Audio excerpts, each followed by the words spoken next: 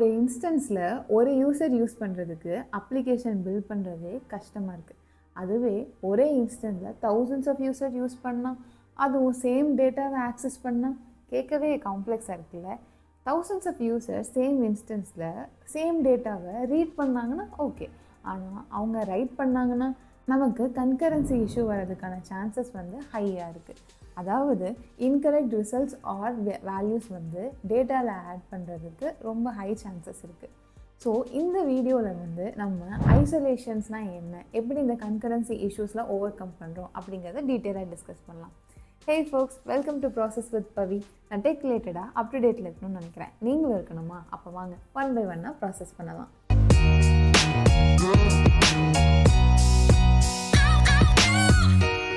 ஹைப்போதெட்டிக்கலாக ஒரு சினாரியோ சொல்கிறேன்.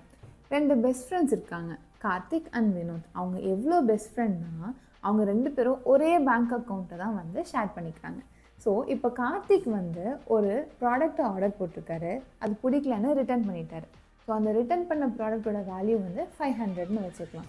அதே சேம் டே வினோத் ஒரு ரெஸ்டாரண்ட் போயிருக்காரு. ஸோ அந்த ரெஸ்டாரண்ட் பில் 1000 rupees அப்படின்னு வச்சுக்கலாம். இப்போது இது ரெண்டுமே சேம் டைமில் இருந்துச்சுன்னா நம்ம பேங்க் பேலன்ஸ் எப்படி அஃபெக்ட் ஆகுதுன்னு பார்ப்போமா? ஸோ இனிஷியல் பேலன்ஸ் அக்கௌண்ட்டில் 1000 rupees அப்படின்னு வச்சுக்கலாம். ஸோ இப்போது ரீஃபண்ட் ஃப்ளோவை பார்க்கலாம். ஸோ இனிஷியல் பேலன்ஸ் 1000 rupeesனு ரீட் பண்ணியிருக்கோம். நம்ம ரீஃபண்ட் பண்ணுற amount 500 rupees. So total balance 1500 rupees அப்படின்னு சொல்லிட்டு அப்டேட் ஆகும். சப்போஸ் இப்போது வினோத்தோட ஃப்ளோ படி பேங்க் பேலன்ஸ் 1500 எடுத்து தானே கால்குலேட் பண்ணுறோம். ஆனால் நம்ம 1500 அப்டேட் பண்ணுறதுக்கு முன்னாடியே வினோத் ட்ரான்சாக்ஷன் பண்ணுறாருன்னு வச்சுக்கலாம். ஸோ அவரோட கரண்ட் பேங்க் பேலன்ஸ் அவரை பொறுத்த வரைக்கும் என்னென்னா 1000 rupees. அவரோட ரெஸ்டாரண்ட் பில் என்ன 1000 rupees. ஸோ இப்போ என்ன நடக்கும், அவரோட பேங்க் பேலன்ஸ் 0வாக மாறிடும். ஸோ இன் பிட்வீனில் நமக்கு இருந்த அந்த 500 ரீஃபண்ட் அமௌண்ட் காணாமல் போயிடுச்சு. ஸோ ஒரு இன்கன்சிஸ்டன்ட் ரிசல்ட் வருது பார்த்தீங்களா, இதுதாங்க கன்கரன்சி இஷ்யூ. ஸோ இது ரேரான அக்கரன்ஸில் தான் வரும். ஏன்னா சேம் இன்ஸ்டன்ஸில் சேம் டைமில் சேம் டேட்டா ஆக்சஸ் பண்ணுறதுங்கிறது ஒரு ரேர். ஆனால் இது ஒரு மேஜர் இஷ்யூ தான். பிகாஸ் இங்கே பார்த்தீங்கன்னா டிரான்சாக்ஷன் ரிலேட்டட் பேங்க் ரிலேட்டட் அப்ளிகேஷனில் ஒவ்வொரு சின்ன இஷ்யூவுமே நமக்கு மேஜரான லாஸு காரணமாக இருக்கும். சேம் டேட்டாவை மில்லியன் யூசர்ஸ் பேரலாக ரீட் பண்ணாங்கன்னா நமக்கு எந்த இஷ்யூஸுமே கிடையாதுங்க. ஆனால் அது எப்போ இஷ்யூ வருதுன்னா அவங்க ரைட் பண்ணும்போது தான். அவங்க ரைட் பண்ணும்போது ராங் வேல்யூஸ் இன்னொரு யூசர் ரீட் பண்ணுறாங்கன்னா, இல்லை கால்குலேட் பண்ணும்போது ப்ராசஸில் இஷ்யூ ஆகுது, ஏதோ ஒன்று. ஸோ இதனால் நமக்கு கன்கரன்சி இஷ்யூஸ் வருது. ஸோ ராங் ரிசல்ட்ஸ் ஆட் ஆகுது. இந்த இஷ்யூஸை அட்ரஸ் பண்ணுறதுக்காக இன்ட்ரடியூஸ் பண்ணது தான் ஐசோலேஷன் லெவல். ஒரு பெஸ்ட் ஐசோலேஷன் அப்படின்னா சீரியலாக நம்ம எக்ஸிக்யூட் பண்ணுறது, அதாவது 1 by 1 ப்ராசஸ் பண்ணுறது. ஆனால் இது ஒரு டைம் டேக்கிங் அண்ட் இந்த ப்ராசஸ் ஓவர் காஸ்ட்லியாக இருக்குது. ஸோ எல்லா சினாரியோஸ்க்கும் நம்ம இதை ஃபாலோ பண்ணுறது கிடையாது. இதுக்காக சிம்பிளராக யூஸ் பண்ணுறது தான் வீக் ஐசோலேஷன் லெவல்ஸ். ஸோ இந்த வீக் ஐசோலேஷனில் இருக்க என்ன பெனிஃபிட் அப்படின்னா, கன்சிஸ்டன்சி அதனால் முடிஞ்ச அளவுக்கு அது மெயின்டைன் பண்ணும். ஸோ கன்கரன்சி இஷ்யூஸ் வராமல் அதனால் முடிஞ்ச அளவுக்கு தடுக்குமே தவிர ஃபுல்லாக 100% ஒர்க் ஆகுமா அப்படின்னா கிடையாது. ஸோ நம்ம டைப் ஆஃப் ஐசோலேஷன்ஸ் என்னென்னு பார்க்கலாமா?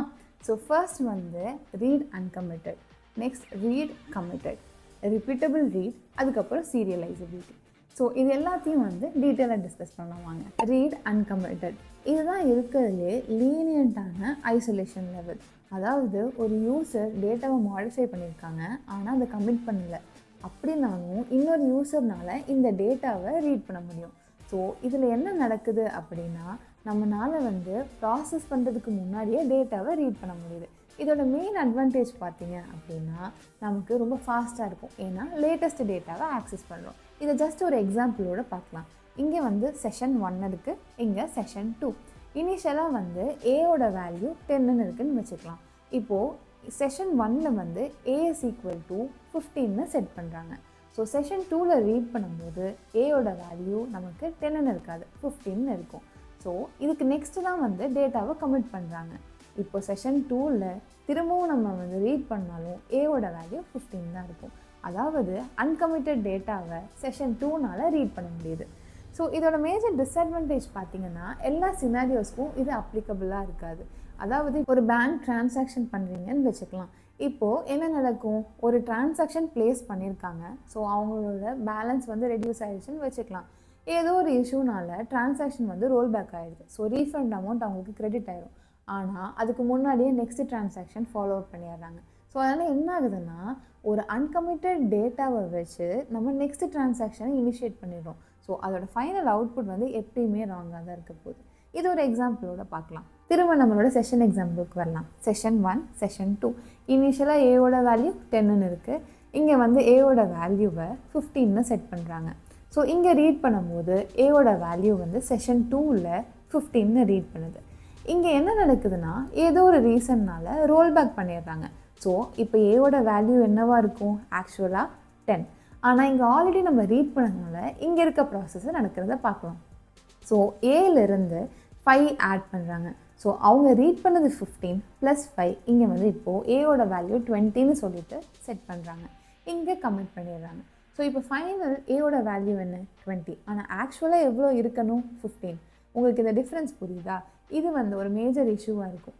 ஆனால் நம்ம இது எந்த மாதிரி அப்ளிகேஷன் ஒரு ஃபீச்சருக்கு யூஸ் பண்ணலாம் அப்படின்னா, நீங்கள் இன்ஸ்டாகிராமில் போஸ்ட் பண்ணுறீங்க, உங்களுக்கு லைக்ஸ் வருது. ஸோ இந்த லைக் கவுண்ட் வந்து மிஸ்மேட்ச் ஆனாலும் நமக்கு மேஜர் இஷ்யூஸ் கிடையாது. ஸோ இந்த மாதிரி இஷ்யூஸ் இல்லாத சினாரியோஸ்க்கு நம்ம ரீட் அன்கமிட்டடை வந்து யூஸ் பண்ணலாம். Next topic, read committed. So read committed அப்படிங்கிறது ரீட் அன்கமிட்டடோட கொஞ்சம் ஸ்ட்ரிக்டராக இருக்கும். ஸோ இங்கே வந்து நமக்கு டர்ட்டி ரீட்ஸோ டர்ட்டி ரைட்ஸோ நடக்காது. டர்ட்டி ரீட்ஸ்னால் என்ன, அன்கமிட்டட் சினாரியோவில் பார்த்தீங்கன்னா ஒரு வேல்யூ கமிட் ஆகிறதுக்கு முன்னாடியுமே நம்மளால் ரீட் பண்ண முடியுது. ஸோ அந்த ரீட்ஸ் எல்லாத்தையுமே வந்து டர்ட்டி ரீட்ஸ் அப்படின்னு சொல்கிறாங்க. ஸோ ரீட் கமிட்டட் என்ன சொல்கிறாங்க அப்படின்னா, ஸ்ட்ரிக்டாக டர்ட்டி ரீட்ஸோ டர்ட்டி ரைட்ஸோ நடக்காது. நாங்கள் வந்து கமிட் பண்ண டேட்டாவை மட்டும்தான் ரீட் பண்ணுவோம் அண்ட் நாங்கள் வந்து ரைட்டும் பண்ணுவோம் அப்படின்றத வந்து ஸ்ட்ரிக்டாக சொல்கிறாங்க. ஸோ இந்த ஐசோலேஷன் லெவல் வந்து ப்ரீவியஸாக இருக்க இஷ்யூவை வந்து அட்ரஸ் பண்ணுது. ஆனால் எல்லா சினாரியோஸ்க்கும் இது வந்து அப்ளிகபிளா, இது வந்து ஒரு பெஸ்ட் ரிசல்ட்டா அப்படின்னு கேட்டிங்கன்னா கிடையாது. ஸோ நம்ம நெக்ஸ்ட் இன்னொரு எக்ஸாம்பிள் பார்க்கலாம். இப்போது எந்த ஸ்டூடெண்ட்ஸ்லாம் 60% விட கம்மியாக மார்க் எடுத்திருக்காங்களோ அவங்க பேரண்ட்ஸ் எல்லாத்துக்கும் மெயில் அனுப்பணும் அப்படின்ற ஒரு சினாரியோவை வச்சுக்கோங்க. ஸோ இந்த சினாரியோவில் என்னென்ன ஸ்டெப்ஸ் எல்லாம் இருக்குது, ஃபஸ்ட்டு எந்த ஸ்டூடெண்ட்ஸ்லாம் வந்து 60% கம்மியாக இருக்காங்கன்ற லிஸ்ட்டை நம்ம எடுக்கிறோம். செகண்ட், நம்ம பேரண்ட்ஸ்க்கெலாம் மெயில் அனுப்புகிறோம். தேர்ட், டிபியில் வந்து அப்டேட் பண்ணுறோம். ஸோ டிபியில் வந்து ஒரு காலம் இருக்குதுன்னு வச்சுக்கோங்க, சென்ட் மெயில் அப்படின்ற ஒரு காலம், அதில் வந்து ட்ரூன்னு செட் பண்ணுறோம். ஸோ இதுதான் வந்து உள்ளே இருக்க ப்ராசஸ்ன்னு வச்சுக்கலாம். ஸோ இப்போ என்ன நடக்குதுன்னா, நம்ம வந்து ரீட் பண்ணிட்டோம், ஸோ மெயிலும் சென்ட் பண்ணிட்டோம். இந்த பிளேஸில் என்ன ஆகுதுன்னா, ஒரு புது ரைட் வந்து நடந்திருக்கு, இந்த டேட்டாவை வந்து மாடிஃபை பண்ணியிருக்கு. எப்படி, என்ன மாதிரி மாடிஃபிகேஷன் அப்படின்னா, இப்போ ஒரு பர்சன் வந்து ரீஎவாலுவேஷன் பண்ணுறாங்க. யூஸ்வலாக ரீஎவாலுவேஷனில் மார்க் இன்க்ரீஸ் தான் ஆகும். நம்ம இந்த சினாரியோவில் மார்க் குறைஞ்சி போச்சுன்னு வச்சுக்கலாம். ஸோ 60% விட அவங்க மார்க் வந்து குறைஞ்சிருச்சு. ஸோ இப்போ என்ன நடக்கும்னா, ஸ்டெப் 3ல் வந்து டிபியில் அப்டேட் பண்ணுறோம் இல்லையா.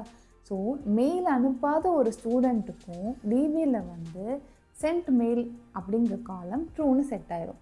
இங்கே ஒரு மிஸ்மேட்ச் இருக்குது, உங்களுக்கு தெரியுதா? ஸோ நம்ம இன்பிட்வீன் ஒரு கமிட் நடந்ததுனால டேபிளில் அப்டேட் ஆகிடுச்சு.